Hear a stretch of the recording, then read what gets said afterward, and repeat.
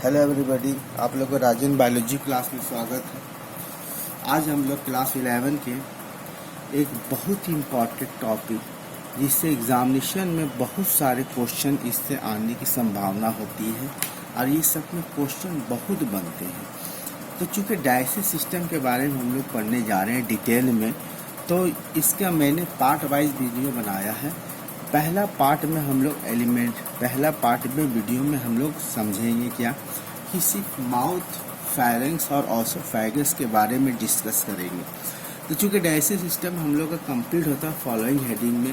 पहला alimentary canal. Digestive system में क्या होता है? देखिए, डाइजेस्टिव सिस्टम दो चीज़ से मिल के बना है। एक एलिमेंट्री कैनाल से बना, दूसरा डाइजेस्टिव ग्लैंड, यानी कौन कौन सा इसमें ग्लैंड प्रेजेंट है। देखिए, डाइजेशन करने के लिए बहुत सारे ग्लैंड प्रेजेंट होते हैं बॉडी में, जो एंजाइम को सिक्रीट करते हैं और इस एंजाइम की मदद से फूड का डाइजेशन होता है, यानी फूड का पाचन किया जाता है। ठीक है। अब एलिमेंट्री कैनाल क्या होता है? डाइजेस्टिव ग्लैंड के मतलब तो आप जानिए कि डाइजेस्टिव ग्लैंड एंजाइम का निर्माण करता है। और एलिमेंट्री कैनाल क्या होता है? देखिए, एक ट्यूब लाइक स्ट्रक्चर होता है जो माउथ से अराइज होता है। माउथ के बाद फेरेंक्स आता है, फेरेंक्स के बाद आपका ऑसोफैगस आता है, ऑसोफैगस के बाद आपका स्टमक आता है, स्टमक के बाद आपका ड्यूडेनम आता है, ड्यूडेनम के बाद आपका जेजुनम आता है, जेजुनम के बाद आपका इलियम आता है, इलियम के बाद आपका कोलम आता है, कोलम के बाद इलियम के बाद केइकम आता है, केइकम के बाद कोलम आता है, कोलम के बाद रेक्टम आता है और अंत में ये एनस होता है। ये एक ट्यूब लाइक स्ट्रक्चर होता है जो माउथ से अराइज होते हुए एंड कहाँ होता है? एनस में। यानी हम लोग फूड को जब इंगस्ट करते हैं, वो कहाँ से इंगस्ट करते हैं? माउथ से। और फूड को इजेक्ट कहाँ करते हैं? एनस से करते हैं। इसीलिए एलिमेंट्री कैनाल के बारे में हम लोग को आज पढ़ेंगे। यहाँ एलिमेंट्री कैनाल के बारे में जब हम लोग पढ़ लेंगे, उसके बाद अगले पार्ट में हमने एसोसिएटिव ग्लैंड के बारे में पढ़ेंगे। तो एलिमेंट्री कैनाल के बारे में पढ़ने से पहले कुछ जानकारी आप ले लीजिए कि एलिमेंट्री कैनाल शुरू कहाँ से होता है। तो एलिमेंट्री कैनाल स्टार्ट होता है कहाँ से? माउथ से। हम लोगों ने यहाँ नोट्स बनाया है कि the alimentary canal start from mouth and complete at anus. कहाँ से शुरू होता है? माउथ से। और कंप्लीट मतलब ख़त्म कहाँ होता है? एनस में कंप्लीट होता है।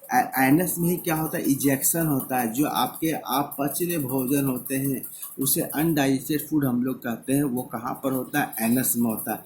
तो एलिमेंट्री कैनाल कहाँ से शुरू होता है? माउथ से। और कहाँ ख़त्म होता है? एनस से। और एनस में क्या काम है? Ejection of undigested food take place. इसी चीज़ का हम आपको फिगर से समझाने का प्रयास करते हैं। देखिए, डाइजेस्टिव सिस्टम में ये एक फिगर आपको दिया गया है। इस फिगर को आप समझिए। देखिए, यहाँ पर आपका माउथ हो गया, माउथ के बाद आपका फेरेंक्स आता है और फेरेंक्स के बाद ऑसोफैगस आता, ऑसोफैगस के बाद आपका स्टमक आता, स्टमक के बाद आपका ड्यूडेनम आता, ड्यूडेनम के बाद आपका जेजुनम आता, इलियम आता, केइकम आता, कोलम आता, रेक्टम आता, एनस होता है। यानी देखिए, फूड यहाँ से प्रवेश करता है, ये फूड टेम्पररी स्टमक में स्टोर होता है, फिर ये ड्यूडेनम होते हुए इलियम में एब्जॉर्प्शन होता है, फिर आपका कोलम होते हुए, रेक्टम होते हुए ये बॉडी से बाहर चला जाता है। देखिए, यहाँ पर जो है आपका ड्यूडेनम में लीवर के द्वारा ही बाइल जूस दिया जा रहा है। अब बाइल जूस जो बन रहा है वो कहाँ स्टोर हो रहा है? गोल ब्लैडर में। वो कहाँ हो रहा है बाबू स्टोर? गोल ब्लैडर में। और पेंक्रिया के द्वारा पेंक्रेटिक जूस दिया जा रहा है, वो भी आपका ड्यूडेनम में दिया जा रहा है। ये आपका फिगर हो गया डाइजेस्टिव सिस्टम का। इस फिगर से भी बहुत सारे एग्ज़ाम में क्वेश्चन आते हैं। इतने पार्ट का फिगर आपको एग्ज़ाम में बना के दिया जाएगा। उसमें सिर्फ आपको लेवलिंग करना रहेगा, उसमें आपको लेवलिंग किया जाएगा। जैसे ये आपका स्टमक है, ये आपका पेंक्रिया है, ये क्या है? जेजुनम है, ये क्या ड्यूडेनम है, ये क्या गॉल ब्लैडर है, ये क्या लीवर है, इसको हम क्या बोलते हैं? एनस बोलते हैं। एनस के ऊपर में इस पार्ट को क्या बोलते हैं? रेक्टम बोलते हैं। और रेक्टम के ऊपर पार्ट को कोलम बोला जाता है। कोलम के नीचे लग जा अपेंडिस। यहाँ पर ये क्या हो गया? Appendix, vermi form appendix. Appendix के ऊपर में केइकम पाया था। ये सब आपको लेवलिंग आपको याद रख लेना होगा, ताकि आपको एग्ज़ाम में जो क्वेश्चन इससे आए लेवलिंग का, वो लेवलिंग का क्वेश्चन का आप आसानी से कर लें। इसे आप अपने कॉपी में, नोटबुक में इसको अच्छे से ड्रॉ कर लीजिए और लेवलिंग को अच्छा से याद कीजिएगा। चलिए, हम लोग यहाँ पर देख रहे थे माउथ के बारे में। यहाँ पर एलिमेंट्री कैनाल, अभी हमने फिगर से हम समझ लिए कि एलिमेंट्री कैनाल से ये शुरू होता है। एलिमेंट्री कैनाल के बाद फेरेंक्स आता है, फेरेंक्स के बाद oesophagus, stomach, duodenum, jejunum, ileum, caecum, colon, rectum, anus, ये आपका एलिमेंट्री कैनाल हो गया। अब एलिमेंट्री कैनाल का चूँकि पहला में आपको माउथ दिखाया गया था, माउथ क्या होता है, देखिए माउथ का ही दूसरा नाम क्या है, ओरल कैविटी, और दूसरा नाम क्या है, बकल कैविटी। याद रखिएगा, बकल कैविटी का मतलब भी माउथ होता है, ओरल कैविटी का मतलब माउथ होता है। Mouth is a transverse slit like aperture bonded by too soft movable lip. देखिए मुंह में मेरा दो गो लिप होता है, ऊपर होता नहीं था, जो मूवेबल होता है। अगर ये मूवेबल है, अगर ये मूवेबल नहीं होता तो माउथ मेरा खुलता नहीं, और हम लोग किसी प्रकार की किसी से बात भी नहीं कर पाते।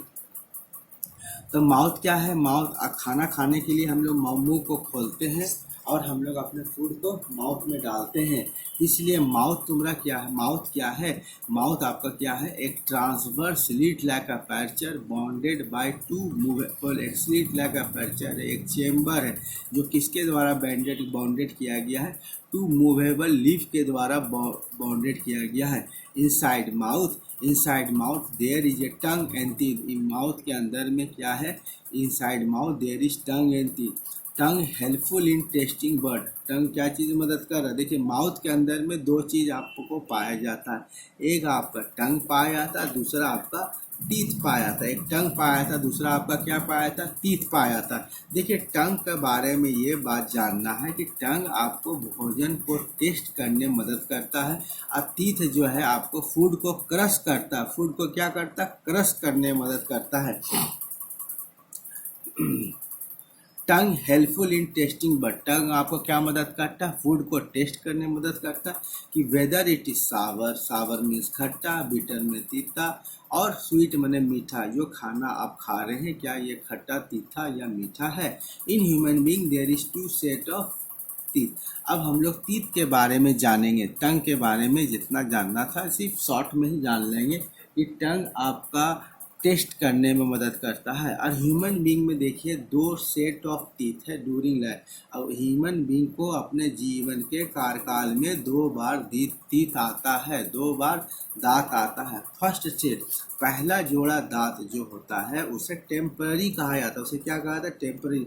ऐसा है हम लोग को जन्म के बाद 1 साल के बाद, 9 महीना के बाद या 10 महीना बाद में, लगभग 1 साल ही आप मान सकते हैं।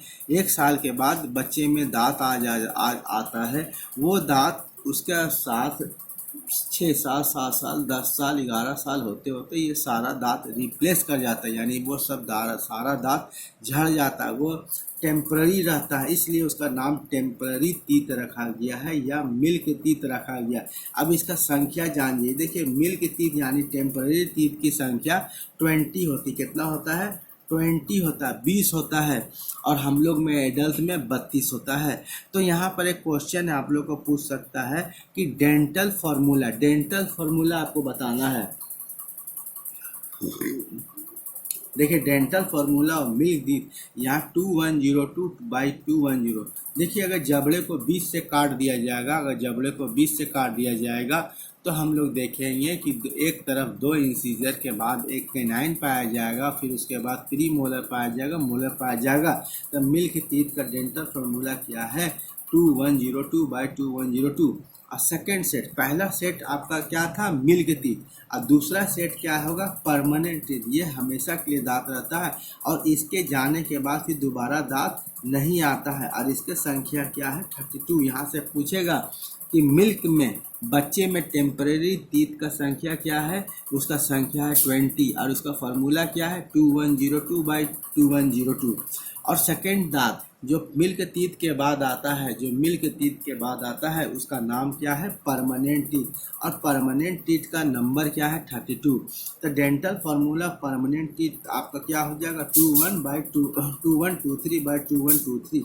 इसको ऐसे भी याद कर सकते हैं, ये बहुत इंपॉर्टेंट एग्जाम में पूछता है कि डेंटल फार्मूला ऑफ टीथ। अगर देखिए एग्जाम में अगर आपको पूछे dental formula of milk teeth तो 2102/2102 आप बोलिएगा, लेकिन डेंटल फार्मूला परमानेंट टीथ अगर बोल दिया तो 21/23 और डेंटल फार्मूला ऑफ सिर्फ तीत अगर बोलेगा तो भी आप 2 1/2 3 मारिएगा, 2 1/2। जब आपका क्वेश्चन में मिल्क टीथ जब इंडिकेटेड है तो इस ऑप्शन को आप टिक मारिएगा। हम लोग डेंटल फार्मूला आप देख लिए। अब हम लोग आगे देखते हैं कि देखिए मनुष्य में 2 सेट ऑफ टीथ होता है। मनुष्य में कितना जोड़ा दांत होता है? 2 जोड़ा दांत होता है, एक परमानेंट टीथ और दूसरा एक टेम्पररी टीथ। देखिए इसीलिए इसे डायफोडेंट कहा जाता है। यहाँ पर कैरेक्टर याद रखिएगा, डायफोडेंट क्यों कहा गया, डायफोडेंट क्यों कहा गया। देखिए याद रखिएगा डायफोडेंट क्यों कहा गया, क्योंकि हम लोगों में 2 जोड़ा दांत होता है, एक परमानेंट टीथ दूसरा टेम्पररी टीथ। जन्म के बाद जो दांत आता है उसे टेम्पररी टीथ यानी मिल्क टीथ कहा जाता है। मिल्क टीथ कुछ दिन में ये टूट के रिप्लेस होता है परमानेंट टीथ से, इसीलिए ह्यूमन बीइंग यानी जो और कुछ मैमल को डायफोडेंट कहा जाता है। डायफोडेंट माने जिसके पास 2 जोड़ा दांत आते हैं। और ह्यूमन बीइंग में देखिए 4 प्रकार के दांत होते हैं। एक का नाम इंसीजर, सामने का जो दांत नज़र आता है एक्स के जैसा उसे इंसीजर कहा जाता है। उसके बगल में देखिएगा भाला का आकार के जैसा पॉइंटेड दांत होगा, उसे कैनाइन कहते हैं। उसके बाद एक चपटा आकार होता है जिसको हम लोग चौवा बोलते हैं, उसे प्री मोलर। अब प्री मोलर के आगे भी मोलर टीथ होता है। मोलर का दूसरा और ये 4 प्रकार का दांत होता है। और यहाँ देखिएगा teeth is covered by hard material call enamel. दांत हम लोग का क्या चीज़ से कवर है? एक हार्ड मटेरियल से उसके ऊपर एक कोट लगाया गया जिसका नाम क्या है? इनेमल। और दांत का काम क्या है? Function of teeth is for chewing food. Function of teeth क्या है? Helpful in chewing food, helpful in crushing food material. Food material को ये क्रश करता है। यहाँ से आपको आंसर मिल गया कि दांत के ऊपर एक हार्ड मटेरियल कवर रहता है। किस चीज़ का कवर है? इनेमल का। अब हम लोग माउथ के बाद देखेंगे फेरेंक्स का। देखिए फेरेंक्स के बारे में कुछ ज़्यादा आपको जानने की ज़रूरत नहीं है, क्योंकि फेरेंक्स में कुछ कुछ काम होता है नहीं। फेरेंक्स क्या है? Common passage for food and air होता है। Pharynx is also contain a cartilaginous flap called epiglottis. इसी चीज़ को याद रखना, फेरेंक्स में क्या होता है? एपिग्लोटिस होता है। देखिए फेरेंक्स जो कि फूड और एयर का दोनों का कॉमन पैसेज है, ताकि खाना को निगलते टाइम में क्या आपका खाना विंड पाइप में चला जाएगा, इसको रोकने के लिए एपिग्लोटिस नाम का एक कार्टिलेजियस फ्लैप दिया गया है जो प्रिवेंट करेगा entry of food into wind pipe. Wind pipe में खाना को जाने से रोकेगा। कब? During swallowing. तो याद रखिएगा pharynx is a common passage for food and air. Pharynx में एक चीज़ याद रखना है कि pharynx also contain cartilaginous flap call epiglottis. Epiglottis का काम क्या है? Prevent entry of food into wind pipe during swallowing. Swallowing में निगलना, खाना निगलते वक्त खाना को विंड पाइप में जाने से रोकना। दूसरा ऑसोफैगस। देखिए ऑसोफैगस में ये याद रखना है कि डाइजेशन का किसी भी प्रकार का वर्क ना ही फेरेंक्स में होता है ना ही ऑसोफैगस में होता है। ऑसोफैगस का सिर्फ काम है फेरेंक्स को स्टमक के वाल से स्टमक से कनेक्ट करना। It connect pharynx and stomach. Oesophagus का काम है कि फेरेंक्स को स्टमक से कनेक्ट करना by the help of long tube. और there is no special function for oesophagus during digestion. और ऑसोफैगस का किसी प्रकार का कोई फंक्शन नहीं डाइजेशन में। Its only function is to take food from mouth to stomach. इसका दूसरा काम सिर्फ और सिर्फ एक ही काम है, फूड का माउथ से स्टमक में लेके जाना। आशा करता हूँ ये वीडियो आपको अच्छा लगा होगा। इसके बाद का जो पार्ट है पार्ट 2 में आप लोग को मिलेगा। आशा करता हूँ वीडियो आपको अच्छा लगा हो। वीडियो अच्छा लगा हो तो लाइक कीजिएगा, शेयर कीजिएगा, चैनल को सब्सक्राइब कर लीजिएगा। ओके, धन्यवाद।